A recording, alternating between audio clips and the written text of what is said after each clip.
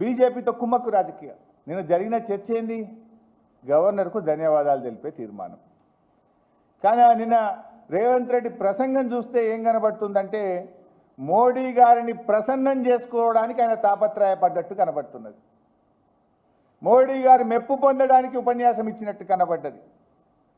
కాంగ్రెస్ ముసుగులో ఉన్న బీజేపీ మనిషి రేవంత్ రెడ్డి అని నిన్న తేట తెల్లమైపోయింది.